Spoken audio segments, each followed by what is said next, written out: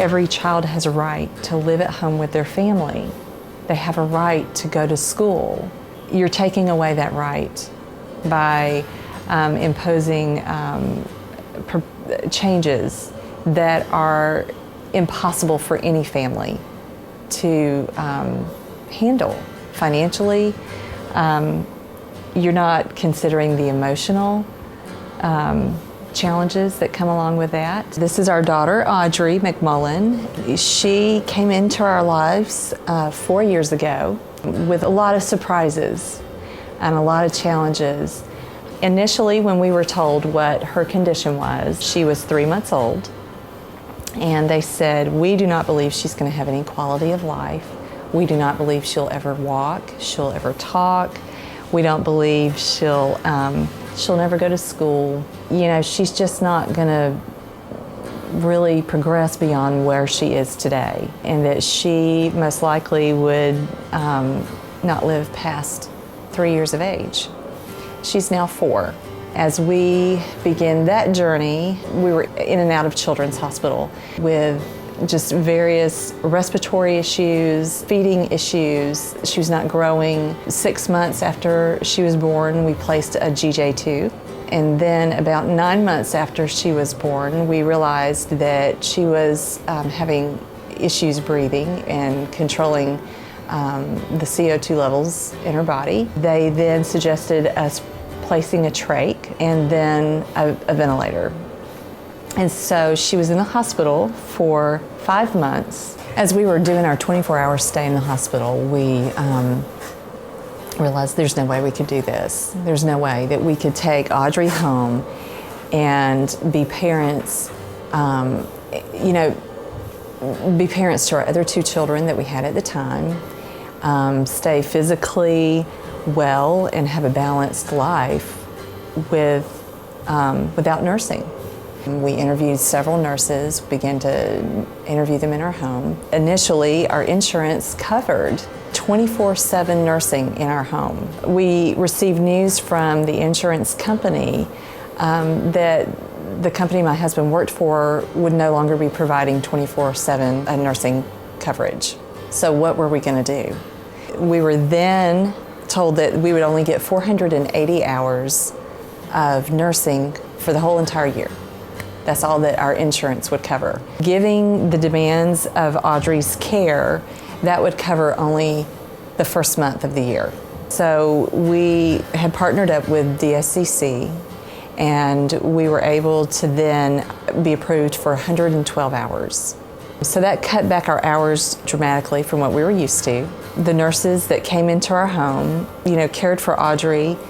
We had their coverage at night. We had coverage on various days. And then on the weekends, we took care of Audrey. Since she has been in our home, she's been on the ventilator. We've had nurses in our home. We have begun to see where she is stabilizing as far as her breathing is concerned. This year, she started school. The fact that we have nurses in our home gives us a much needed break. It helps us to be more alert when it is our shift, to care for her and to make more better decisions that are better for her.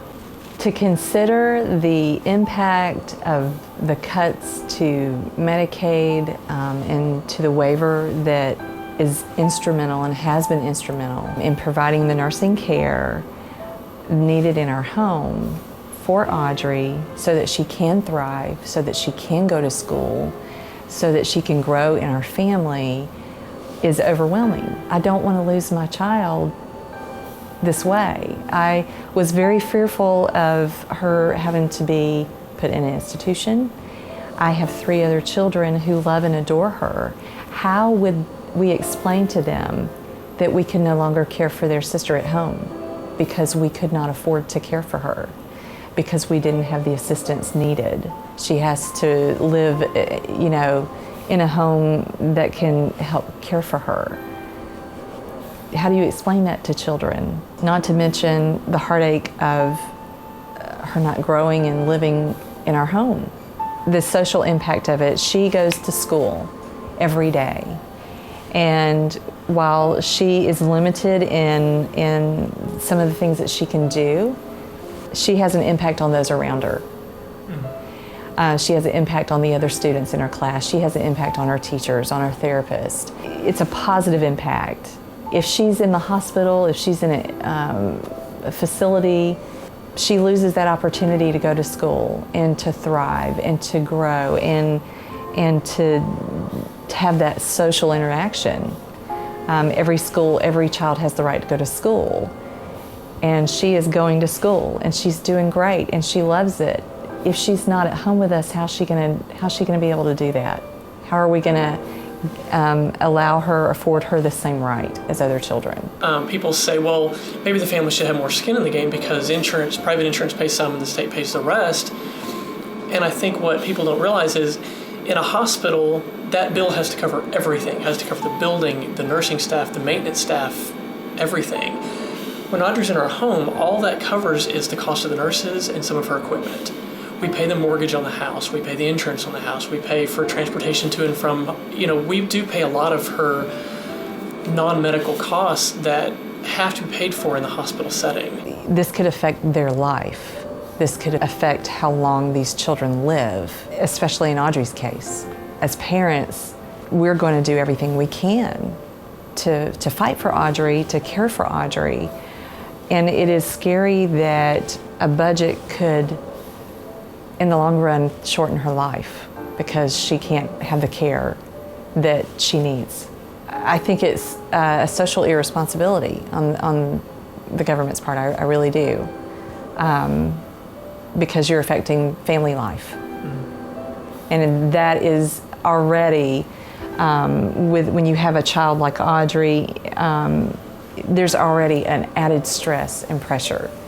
And so we're going to add more to it because we want to save money here and there when there are other areas that you can examine a little bit more closely. When I get reports from my children's teachers that they're the kindest, most compassionate children in their classrooms, I believe that's because of Audrey, because the influence and the impact that she's had on our lives in our home that would have never been possible with her in a hospital.